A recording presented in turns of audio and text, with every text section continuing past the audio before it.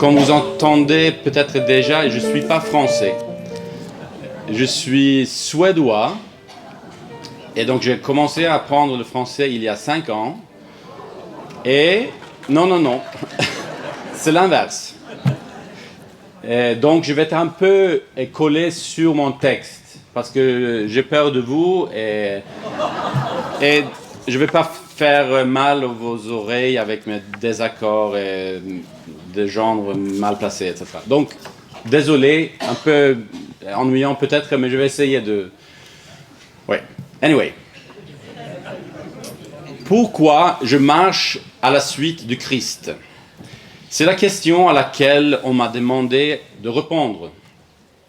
Bien sûr, une telle question a beaucoup de réponses différentes selon la personne qui la pose, selon ce que j'ai envie de révéler sur le moment. Parce que c'est une question terriblement personnelle qui touche à l'aspect le plus intime, le plus personnel, le plus décisif de ma vie. Mais en même temps, si on ne peut pas parler de choses comme ça, de mettre quelques mots sur cette réalité, de peur, comme Jésus le dit dans les évangiles, de jeter des perles devant des porcs. Eh bien, si on est toujours inquiet comme ça, on ne va pas dire grand-chose. Donc, je sais, prendre la parole est un risque, mais entre nous, ici au rosaire, assis à la table de notre mère Marie, on se fait confiance. Mon but est simplement d'essayer de témoigner de l'amour fidèle de Dieu dans ma vie. Pourquoi je marche à la suite de Christ? Je marche à la suite de Jésus-Christ parce que mon arrière-grand-père, sur son lit de mort en 1925, a rassemblé ses dernières forces avant de mourir et a levé un doigt vers le ciel, à Dieu. Mon grand-père n'avait que 10 ans et avait compris que la mort de son père était proche. Il a donc couru plusieurs kilomètres pour arriver à temps. Lorsqu'il trouvait la bonne chambre d'hôpital, sa mère était penchée sur son mari, en pleurs, et lui demandait mon arrière-grand-père, « Eric, qu'est-ce qui va nous arriver, à moi et à nos 6 petits enfants, si tu nous quittes ?» Mon arrière-grand-père, Eric, était trop faible pour répondre avec des mots, mais il était pilote. Il travaillait dans le port d'Oskarshamn, dans le sud de Suède. Et donc, il aidait les bateaux à entrer dans le port, qu'il connaissait très bien. Il avait donc l'habitude de s'exprimer par des gestes.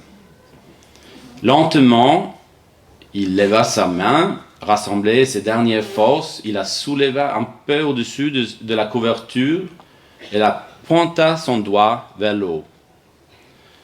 Mon grand-père, ma arrière-grand-mère et tous les autres ont bien compris le message. Ils montraient sa famille le chemin vers Dieu. Ce fut un moment décisif dans la vie de mon grand-père. Je l'ai entendu parler de ce doigt des centaines de fois. Toute sa vie, il a essayé de suivre ce doigt, ce geste. Il a prié Dieu avec ferveur pour être le prolongement de la main de son Père, pour pouvoir montrer aux autres le chemin vers Dieu et les aider à atteindre leur port d'attache chez Dieu. Sans hésitation, je peux dire que moi, je marche à la suite de Christ parce qu'il y a 100 ans, un homme a levé le doigt vers le ciel et que ce geste a transformé la vie de mon grand-père, qui deviendra plus tard pasteur méthodiste et missionnaire en Inde. Les gestes ont une puissance énorme, comme on sait ici à Lourdes. Mais là, le témoignage de conversion et de vocation est un genre littéraire qui m'a toujours beaucoup stressé. J'ai grandi dans une tradition protestante où la conversion personnelle pouvait souvent être identifiée par une date, un lieu et une heure même. Et de cette intervention de Dieu dans l'histoire personnelle ont témoigné. Mais pour moi, l'absence d'une telle expérience de Saint Paul sur le chemin vers Damas a longtemps été une source de frustration et de doute. Que signifie vraiment croire en Jésus et le suivre quand la foi est une eau omniprésente dans laquelle on baigne depuis la plus tendre enfance? Lorsque j'étais enfant et jeune, j'entendais régulièrement dans des rassemblements de réveil les témoignages de ceux qui venaient de l'extérieur du monde et qui racontaient des histoires dramatiques et passionnantes sur leur conversion, sur le changement radical de leur vie.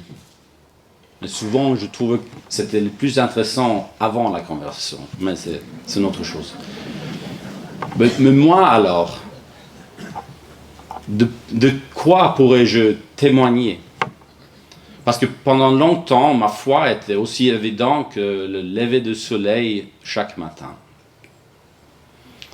À la question « Pourquoi je marche à la suite de Christ ?», la réponse est assez simple finalement.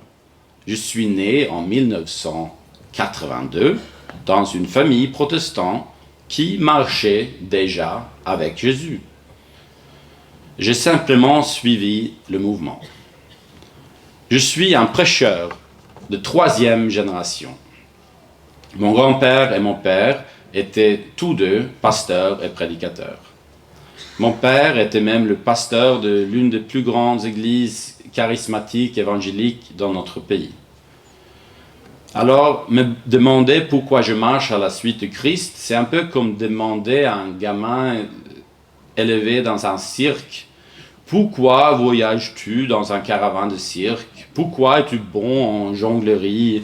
Comment oses-tu voler sur un trapèze? Pourquoi es-tu tout à fait à l'aise pour donner à manger aux éléphants? Eh bien, vous voyez, ce sont les choses que nous faisons dans notre famille. Mon grand-père, Steen, il s'appelait, du côté maternel, est donc devenu pasteur méthodiste et missionnaire en Inde, tout comme ma grand-mère, également prédicatrice, et ma mère est née sur le terrain de la mission en Inde, parmi le peuple indigène, les Santals, où mon grand-père était pasteur et où ils ont créé un hôpital, une école, fondé un projet de développement agricole et prêché l'évangile. J'ai grandi avec une infinité d'histoires de cette époque-là, qui ont profondément marqué toute notre famille. Je ne sais pas ce que vous pensez de la Suède, mais je sais par expérience que les Français ont souvent une image assez idéalisée, un peu fantasmée, de notre pays dans le Grand Nord. Ou plutôt, la première chose qui vous vient à l'esprit, c'est toujours les Vikings. Je ne sais pas combien de milliers de fois j'ai été traité de Viking en France, mais bon. Oui, c'est sa barbe aussi, c'est ma propre faute. Une autre idée sur la Suède est qu'il s'agit d'une sorte d'utopie, d'un petit paradis solidaire, paisible et parfait. Et ce n'est pas tout à fait faux. Je suis fier de la manière dont la solidarité avec les faibles, les pauvres, les ouvriers, les paysans a été au centre de projets politiques et de réformes en Suède au cours du siècle dernier. Mais il faut aussi dire que ce projet politique, qui a eu tant d'effets matériels positifs pour la population, s'est accompagné en même temps d'une sécularisation très répandue de la population. Je ne dis pas que la modernisation conduit automatiquement à la sécularisation, c'est plus compliqué que cela. Mais aujourd'hui, la Suède est l'un des pays les moins religieux d'Europe. C'est peut-être pour cela que j'ai utilisé à l'instant l'analogie du cirque. Parce que parfois, grandir dans une famille chrétienne en Suède donnait justement cette impression. On vivait à l'écart par rapport à la vie ordinaire, rationnelle et ordonnée de la Suède moderne. Et on pouvait avoir l'impression d'appartenir à un autre peuple, un peu suspect et déraciné, avec des idées, des habitudes, des façons de parler un peu bizarres.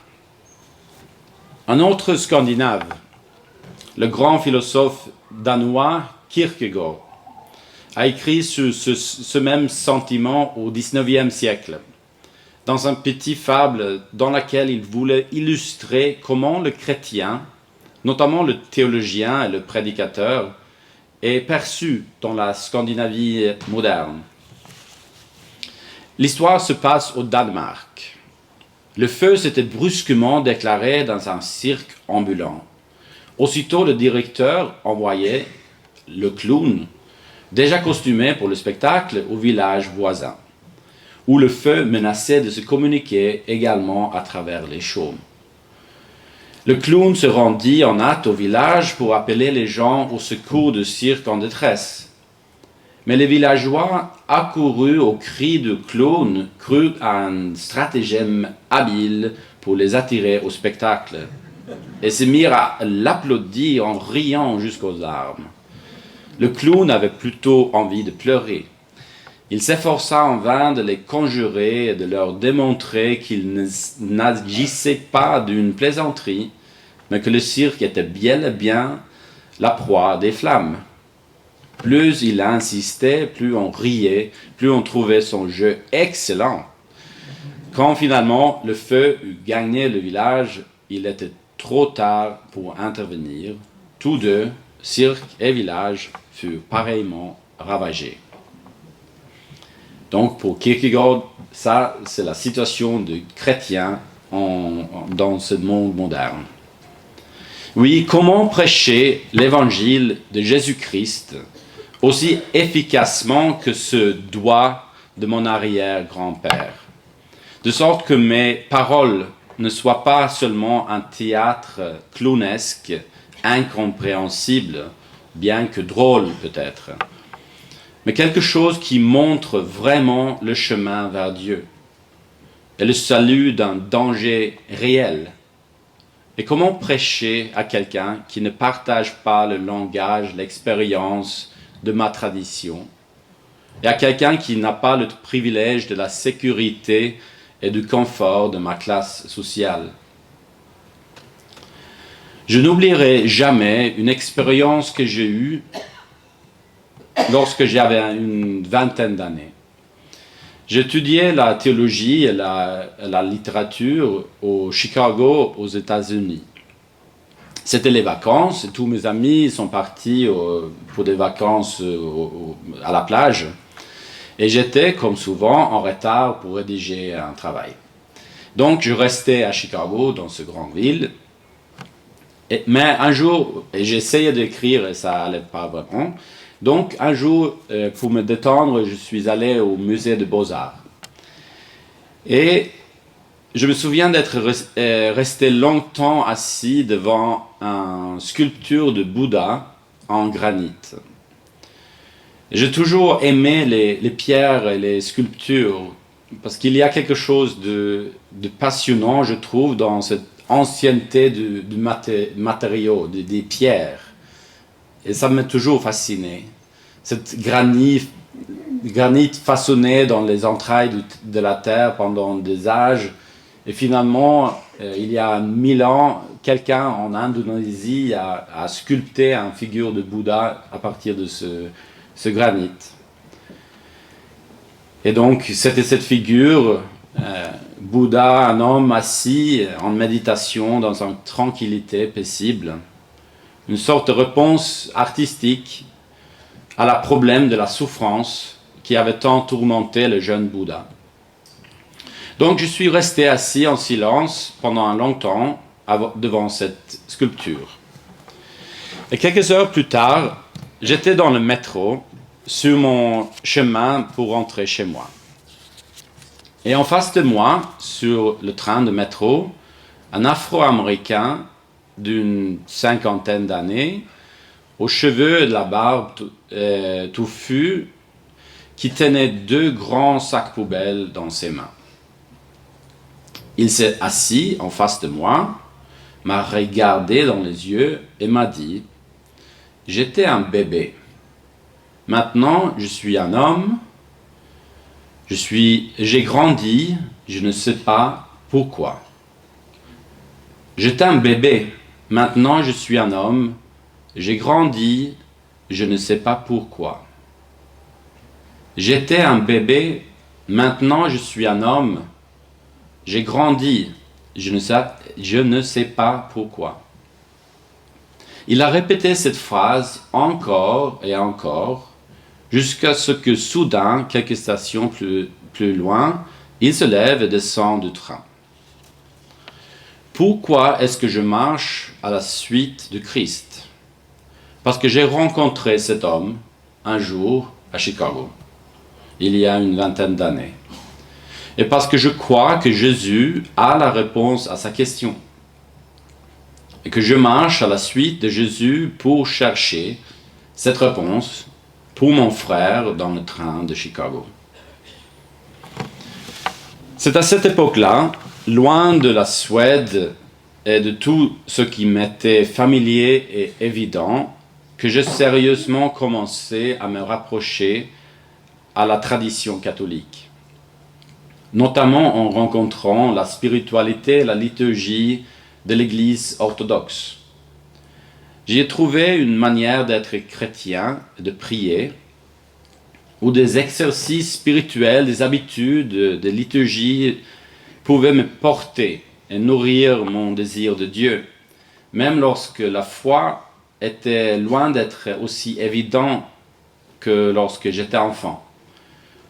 Lorsque la lumière de ce lever de soleil régulier commençait d'être et devenir moins évident et parfois n'apparaissait tout simplement pas.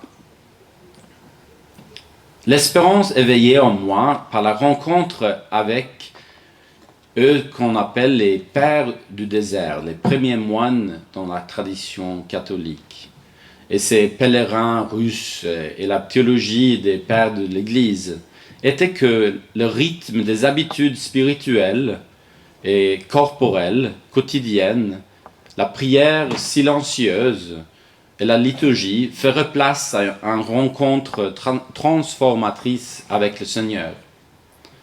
Le rêve était d'être invité avec Jésus au sommet du mont Tabor. Le rêve de la percée, de la conversion radicale, de quelque chose qui vaut la peine d'être témoigné, comme lors des rassemblements de réveil de ma jeunesse. Oui, ce rêve était toujours là, mais la perspective temporelle avait changé et le chemin pour y arriver semblait un peu différent.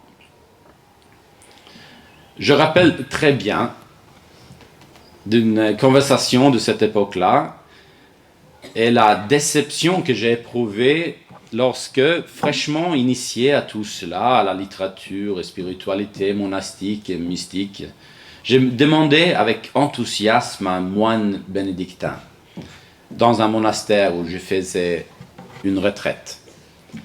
Et j'ai dit, quel est vraiment le but de votre vie de moine?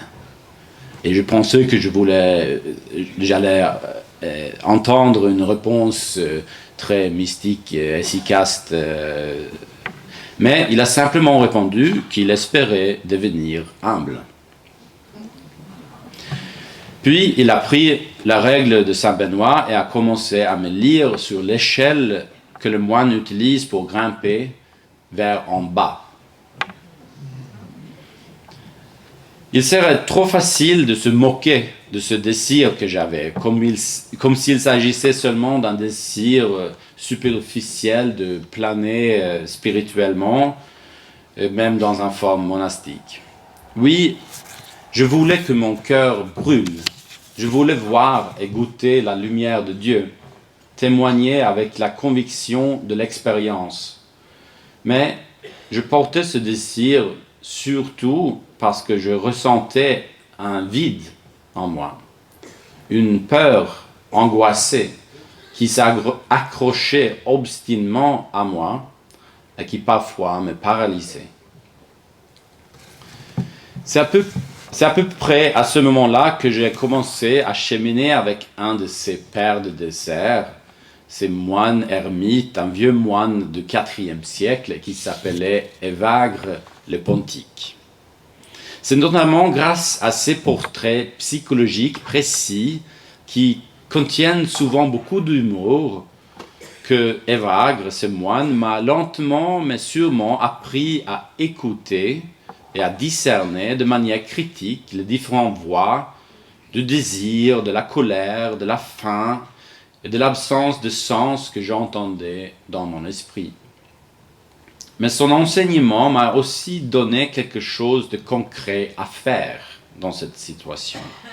Il m'a donné une tapisserie de textes à lire sur lesquels j'ai pu exercer mon attention.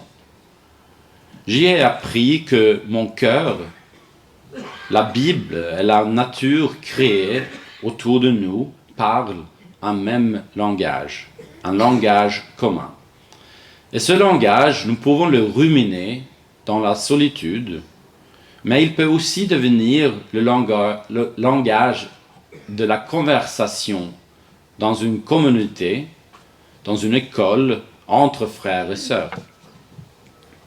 Évagre écrit à ses compagnons de route, ses disciples, les invitant à lire, à tester, à expérimenter, puis à lui faire part de leurs découvertes, lesquelles deviennent à leur part de point de départ pour les nouvelles explorations de la création et de la providence salvatrice de Dieu. Ce moine Évagre m'a donc donné un moyen de penser sur mes passions, mes peurs, et de les comprendre, de me comprendre moi-même. Mais il m'a aussi donné une description positive de la façon dont une vie religieuse, une vie monastique, peut aussi inclure une exploration empirique, concrète, une activité aussi intellectuelle. Et que ce mode de vie axé sur la prière, sur la lecture et la conversation, peut être un contexte, une préparation à la rencontre mystique de l'union avec Dieu, qui nous amène bien au-delà de tout langage et de toute image. Une rencontre avec Dieu qui surgit peut-être comme un bref éclair entre deux lignes, entre deux mots même d'un texte biblique. Ensuite, la lecture, la mastication et la conversation entre nous peut se poursuivre. Mais pour moi, la question brûlante était de savoir comment traduire ces idées, ces désirs croissants en action et une forme de vie concrète. Je me suis retrouvé dans le monde universitaire à l'époque. En tant que doctorant en patristique, l'histoire de l'Église, je faisais des recherches sur ce moine Évagre et passais mes journées à participer à des conversations stimulantes dans les salles de séminaires, de cafés et de bars. Une existence privilégiée financée par l'État suédois. Mais j'étais aussi confronté à la misère d'un travail où l'on se demande de plus en plus quel est le but de tout cela, le sens. Que se passera-t-il ensuite quand, si la thèse doctorale est achevée? Est-ce vraiment en tant que membre du précariat universitaire que je pourrais satisfaire mon désir de vivre une vie de communauté, de prière et d'études? Il est toujours bon de formuler enfin pour soi-même ce que l'on cherche. Ma question bien formulée et simple à Dieu était donc: quel est le but de mes études, de mes recherches et de mon obscur désir? J'avais alors été reçu dans la communion sacramentelle de l'Église catholique. Et après quelques années en tant que catholique, cette question est devenue spécifiquement une question de vocation. C'est devenu une lutte pour savoir quelle forme de vie je devais avoir, quelle forme de vie devait donner forme à ma vie à la suite du Christ.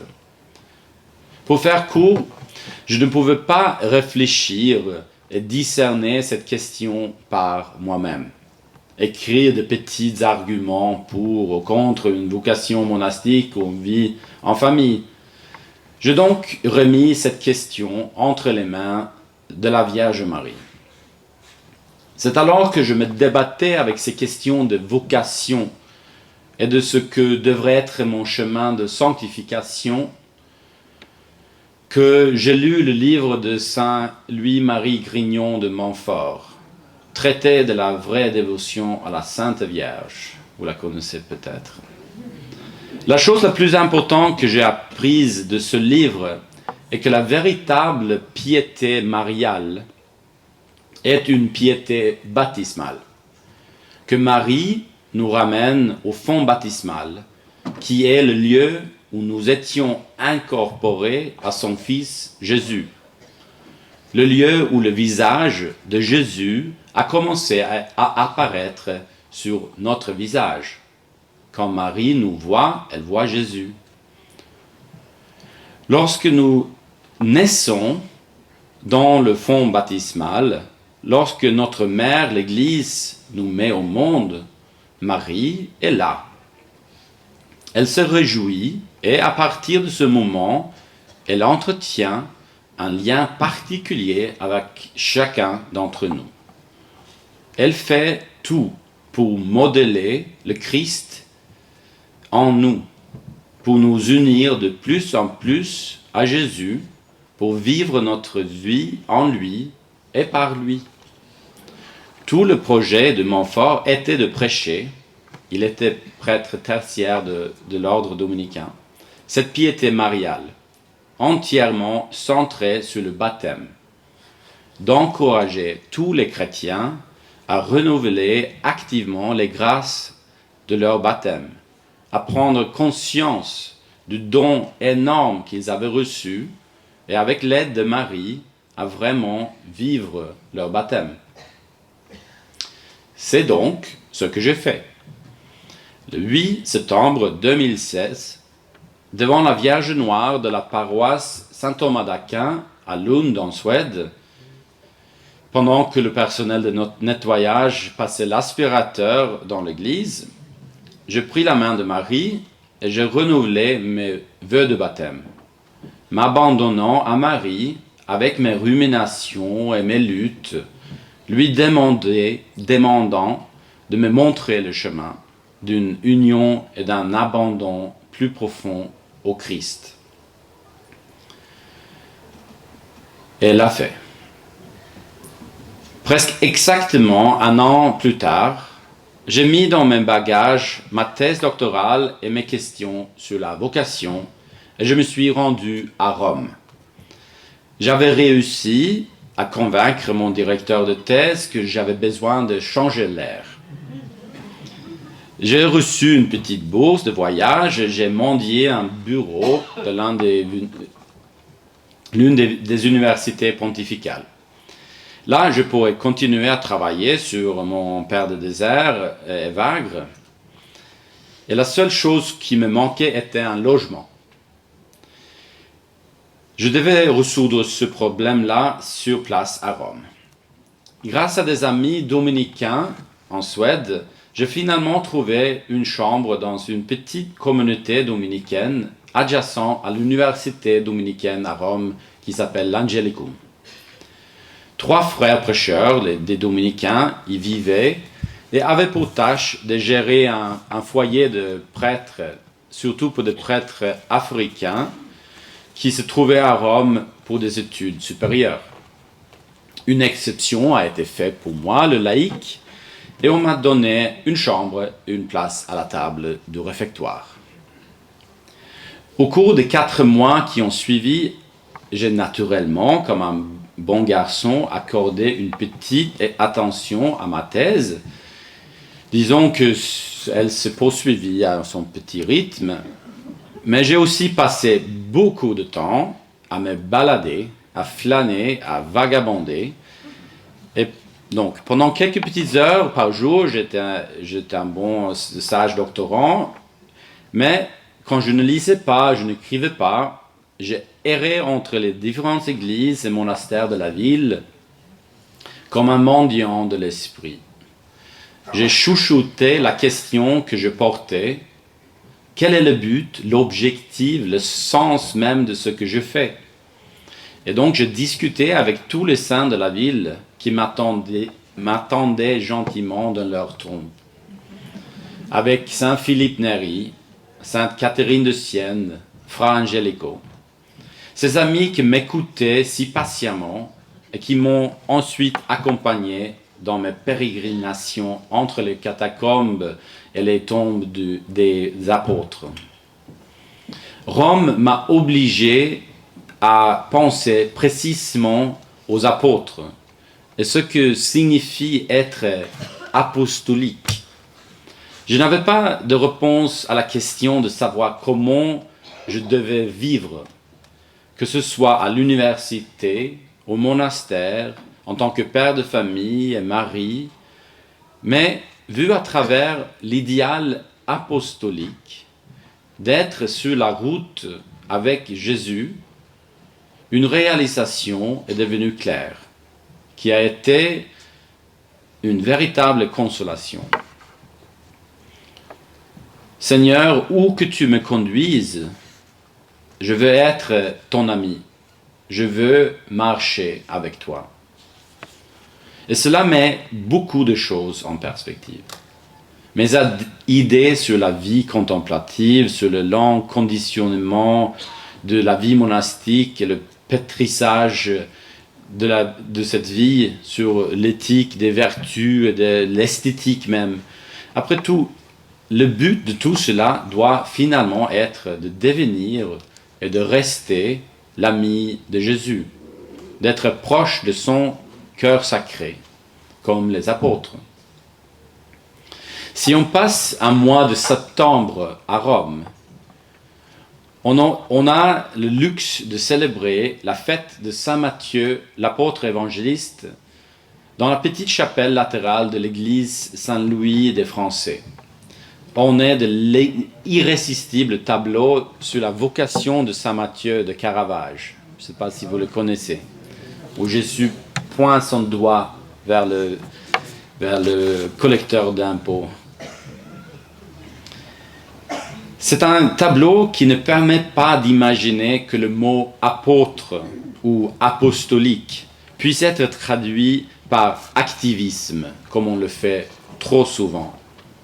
Non, être apôtre ne peut être rien d'autre que d'être quelqu'un vers qui Jésus a pointé son doigt et a dit « Tu es à moi, suis-moi, reste près de moi, sois mon ami ». Les antiennes des offices des fêtes des apôtres que j'ai entendu chanter plusieurs fois au cours de ces mois à Rome confirment ce fondement évident de la vie dans le Christ quand on chante « Voici mon commandement, aimez-vous les uns les autres comme je vous ai aimé ». Pas de plus grand amour que de donner sa vie pour ceux qu'on aime. Si vous gardez ma parole, vous êtes mes amis. Le 1er novembre 2017, la Toussaint. Oui, finalement, c'est comme ça que ça s'est passé aussi pour moi. Que j'ai une date, pratiquement un horaire à indiquer dans mon témoignage de conversion. Pendant ce jour à Rome, j'avais fait la connaissance d'un dominicain qui célébrait souvent la messe dans la forme médiévale de l'ordre. Pour moi, la rencontre avec cette tradition liturgique et surtout avec le chant grégorien offrait un espace important de silence et de prière.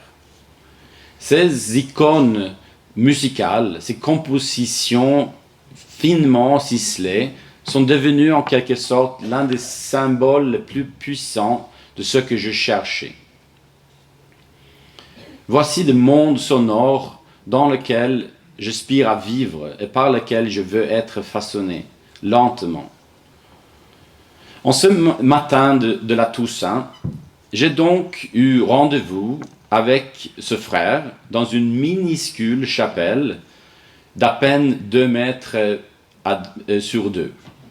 C'est dans cette petite chapelle que nous allions célébrer la messe de la solennité de Toussaint. Aucun chant grégorien n'a été chanté, c'était dépouillé et simple, 2 enfants de Dieu tournés vers l'Orient. Je fais le service de l'autel du mieux que j'ai pu, mais pendant la plus grande partie de la messe, j'étais à genoux, remerciant le Seigneur pour son amour fidèle. C'est là, pendant cette messe, que j'ai entendu le merveilleux texte de l'Apocalypse de Saint Jean sur la grande foule des saints que personne ne pouvait compter, de tous les peuples, de toutes les tribus, de tous les pays, de toutes les langues. Peu importe que ce soit en latin, le texte m'était si familier.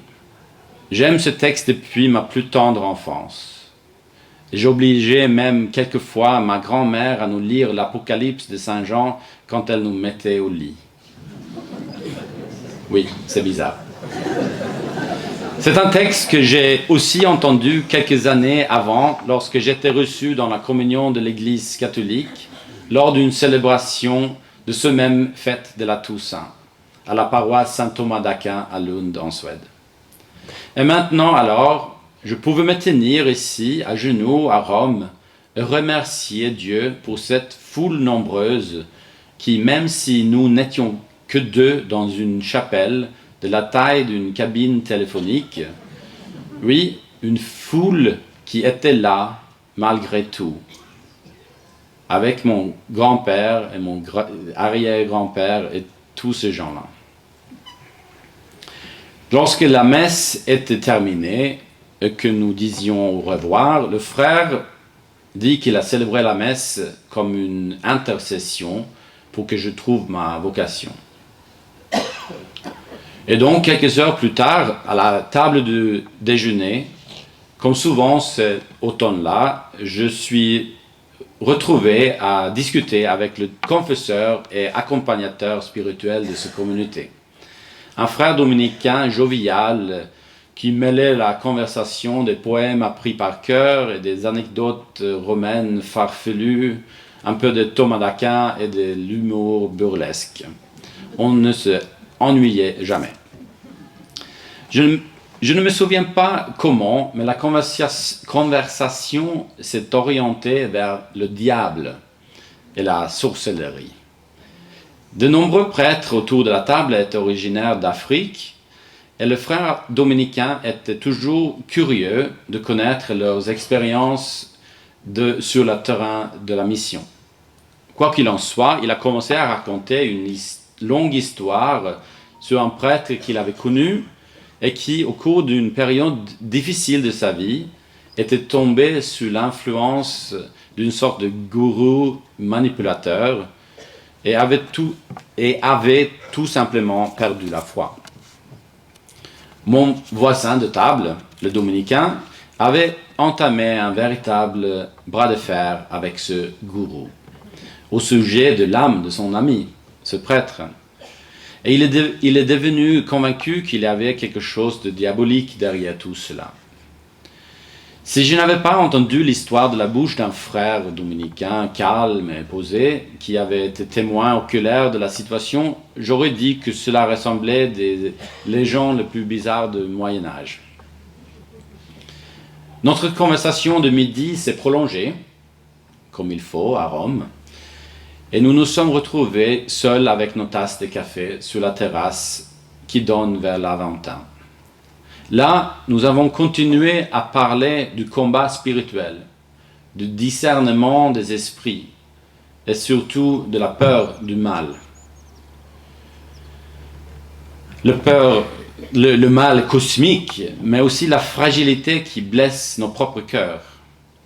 Le frère m'a dit que c'est là, dans cette diablerie, dans cette rencontre avec un mal spirituel, froid, destructeur et envahissant, qu'il a vu de ses propres yeux vider son ami de sa vie. Que c'est là, à ce moment-là, qu'il a découvert pour lui-même, d'une nouvelle manière, la liberté et la protection que l'on trouve dans la prière du Seigneur, le Notre Père. Sa main s'est glissée vers le grand rosaire accroché à sa ceinture, qu'il a touché tandis qu'il me prêchait avec une ferveur tranquille sur la liberté du chrétien, d'un fils de Dieu, la liberté que nous trouvons lorsque nous sommes en Christ, et que l'Esprit crie « Abba, Père » par nos bouches. C'est la grâce qui nous libère de la peur des forces du chaos et de tout fatalisme cosmique ou psychologique. La grâce qui peut soutenir les désirs de nos vies.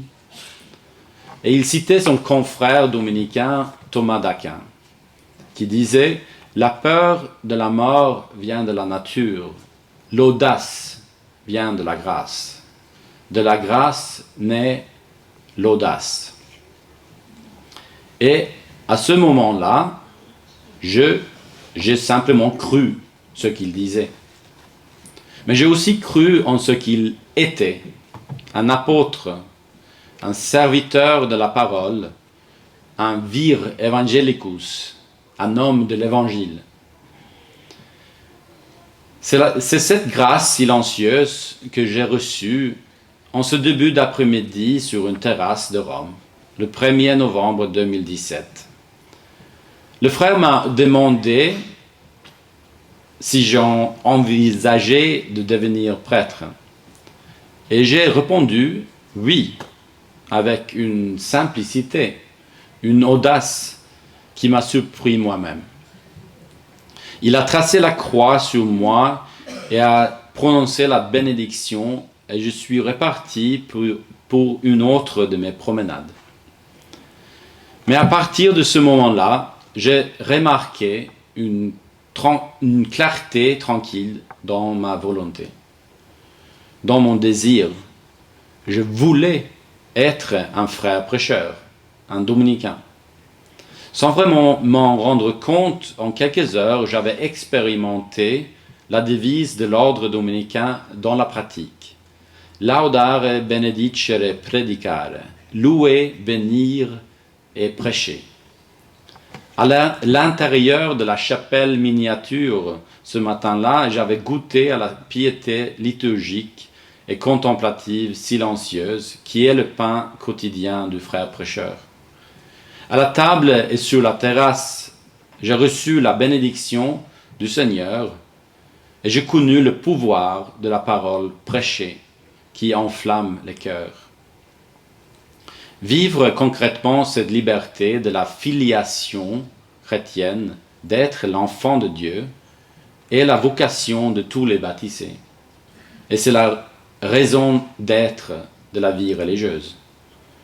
C'est aussi cette liberté et cette nouveauté évangélique qui font que nous ne pouvons jamais nous enraciner inconditionnellement que dans un élan constant de transformation. Saint Dominique regardait le monde avec les yeux de Dieu. Et il était traversé par une compassion christique. Pour lui, la vie de prière avec Dieu s'unissait totalement à l'annonce de l'évangile de la miséricorde. Cette parole qui enflammait son propre cœur et les cœurs de ses auditeurs. Et une fois qu'un petit groupe de frères dominicains était formé autour de Saint Dominique, il refusait de penser en termes d'équilibre, de sagesse institutionnelle.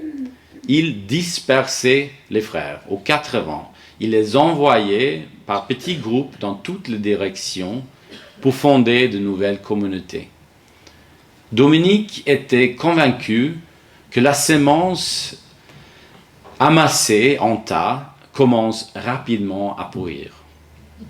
Le regard de compassion, fondé pendant ces longues heures de prière nocturne, le pousse à envoyer les frères là où le besoin est le plus grand.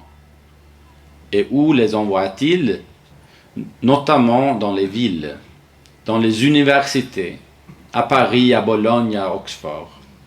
Parce que la charité évangélique nous oblige à être solidaires de ceux qui souffrent de cette forme spécifique de souffrance qu'est le doute et l'incapacité de croire. Cette solidarité exige de l'étude et de franchise. Une franchise, c'est une étude de ce qui affaiblit notre propre foi. Et d'une autre part, une étude de ce qui nous permet de vivre la foi dans sa plénitude, sa beauté. Donc, si un dominicain se consacre aux études universitaires et à la recherche académique pour autre raison que cet amour miséricordieux et compassion du monde, alors il a perdu le contact avec les racines de l'ordre dominicain qui ont été arrosées par les larmes de prière nocturne de Saint Dominique.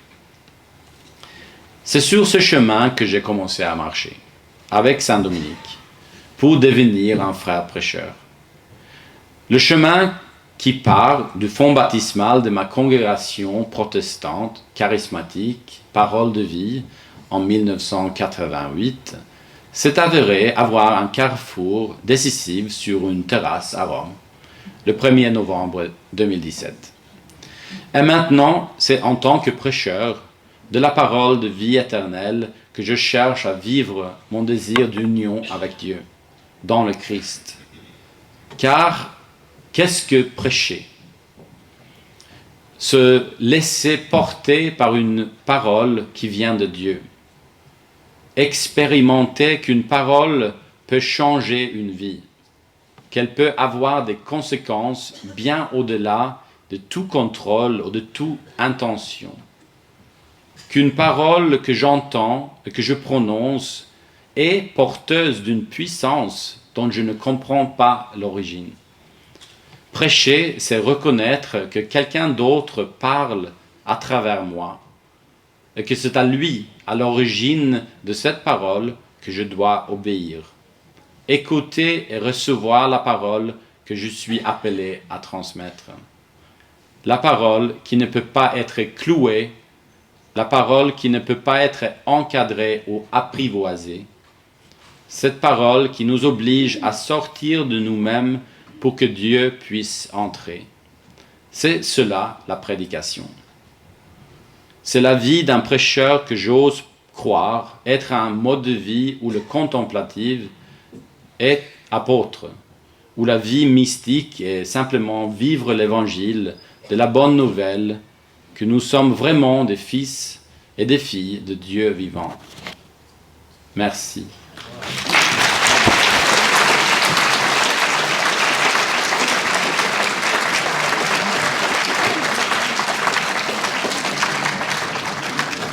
Merci, désolé pour être long. Si vous avez des questions, vous pouvez me...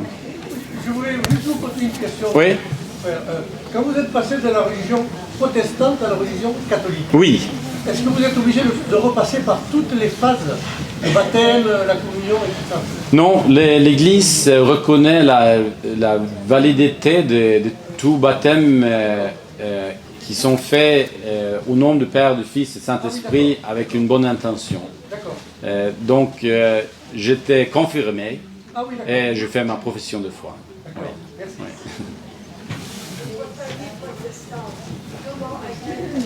Pardon? J'entends pas.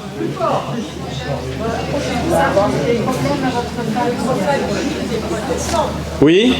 Comment elle a fait pour accepter cette vocation? Ah oui.